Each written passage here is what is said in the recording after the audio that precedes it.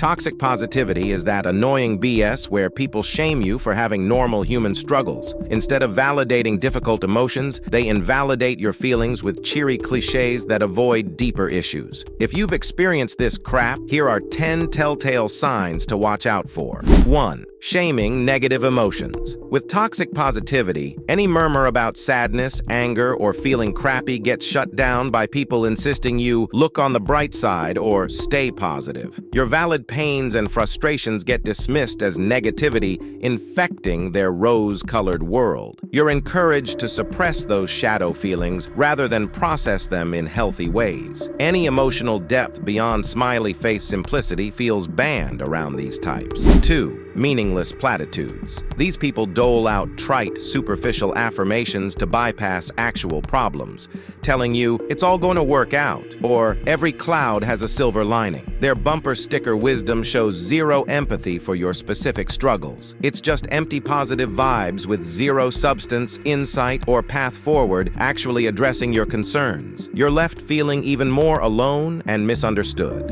3. Always being relentlessly upbeat. No matter how bad things get, these toxic positive polys insist on acting chipper as a defense mechanism against feelings of discomfort or sadness. They'll be all smiles even through intense grief, anxiety, or turmoil, then accuse you of bringing them down if you react with human emotions they deem too negative. Their unrealistic, forced perkiness all the time is honestly kind of nauseating. 4. Spiritual bypassing and toxic aphorisms. When you open up about inner demons or traumas, they counter with aphorisms promoting avoidance cloaked in spiritual-sounding exposure. Statements like, "You manifest your reality," or "The universe provides the lessons you need," or "It happened for a reason," dismiss valid struggles with spiritual gaslighting. It comes off as cosmic victim blaming for things often outside your control.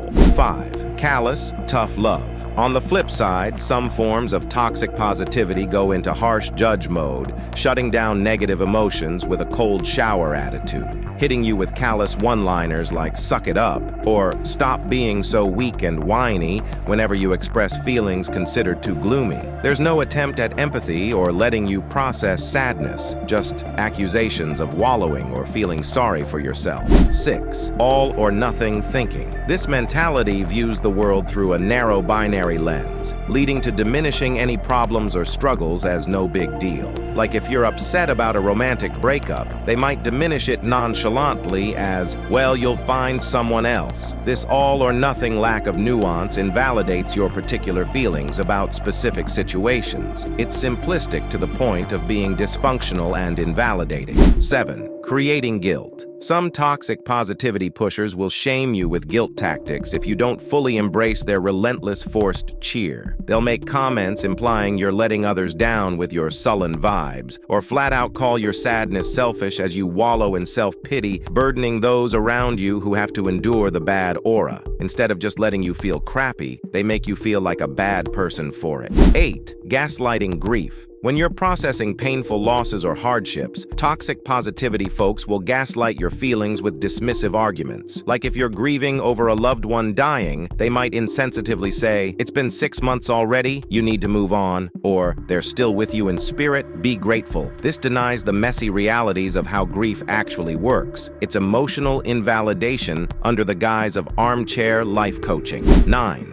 Celebrating victimhood. There are levels to toxic positivity. On the extreme end, some self-helpy types fetishize suffering itself by celebrating negative experiences as necessary steps towards spiritual evolution. Statements like, "I'm so grateful for getting cancer, it pushed me towards my higher self," create a weird flex glamorizing victimhood as proof of enlightenment. But this overly positive reframing actually discourages authentically processing trauma. 10. Ignoring outside factors. When major systemic outside injustices impact people, toxic positivity adherents will often respond by putting all focus back on the self. Like if someone's upset about systemic racism, poverty, etc., they'll counter with shallow advice like, "You just need a better mindset," or "Start each day feeling grateful," entirely ignoring real-world problems. It's a distorted privilege positioning accountability solely on victims to just spiritual bypass through structural emotional harms. So stay woke to toxic positivity's perky pathology, denying your authentic self-expression and emotional needs. Process sadness, anger, and negative states on your timeline without judgment. Allow the full depth of being to flourish across light-dark polarities responsibly. Rainbows only rise from reconciling the storm's truth, not dissociating into forced positivity cult denial. Real spiritual mastery integrates all of life's vivid sensations into holistic synergy.